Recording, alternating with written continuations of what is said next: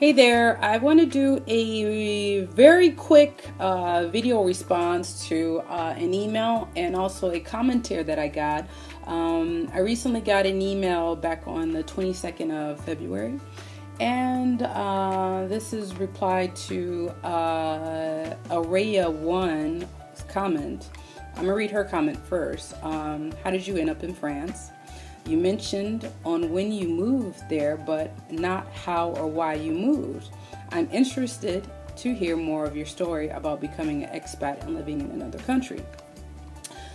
So to reply to you, basically, I was traveling a lot. After I finished school, I started traveling a lot.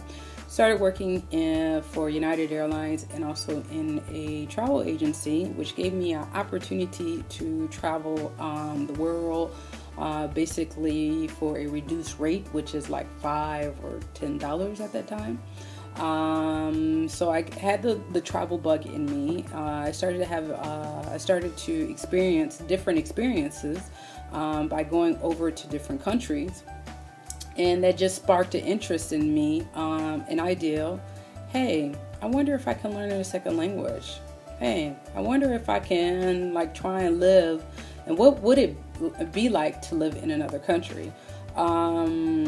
So yeah, after all this traveling, I basically came down to a decision that let's make this happen. I like challenges. I'm a go-getter. And then also too, at the time when I was living in San Francisco, I needed a big change, and I was looking for a big change in my life, and I was looking for a big challenge, and so I started taking French class. The first time I went to Paris, I basically fell in love with that city. However, I did apply for other jobs in Europe because my goal was to actually have experience in another country. So my goal was to find a job wherever I can get paid and make a living, and then do that in that country. But lucky enough, I found a good situation in Paris, and so I made that happen and move. So I hope I answered your question. Why did you move? I'm interested to hear more about your story and becoming an expat and living in another country. Okay, becoming an expat. I never really planned to become an expat. When I first decided that, okay, I'm going to do this, I worked 2 jobs. I worked Monday through Friday, and then Friday to Sunday, I took a part-time job working in a hotel in San Francisco. It's called the Chancellor Hotel. I was a concierge, and I did that second job to save a lot of money before I decided to move over here. But I never had in my mind that I was going to stay. Okay, I'm planning to live the rest of my life here, and it was basically come over, get experience, and see how long it lasts. At that time, now several years later, I'm over 14 years here in France, and after the culture shock, after adapting to this culture, I no longer feel American, and a lot of things changed for me, and I have to say now I feel like France is my home. So for me to decide to say, okay, this is not my country, I want to live here.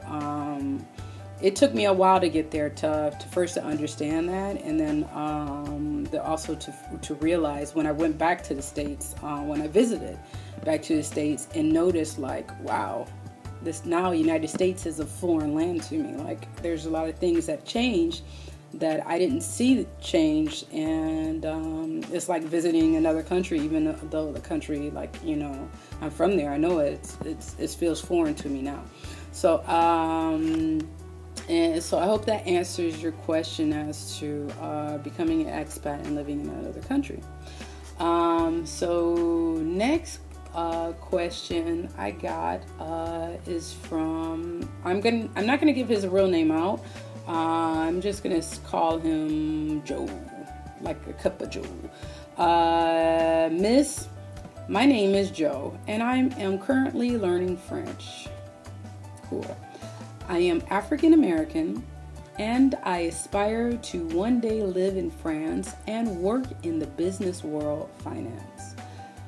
How did you make your dreams come true? I hear that it is extremely hard to receive citizenship there, and that there is a lot of racism against blacks. And how did you learn French so proficiently?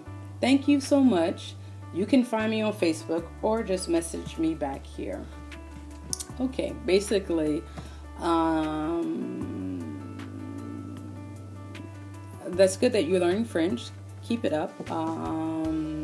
Also to try and find other bilingual people where you're at, where you can practice. There you go. I need to look there. I don't know where to look at. So yeah, find other people who are bilingual, who speak French in the state, and trying to converse with them.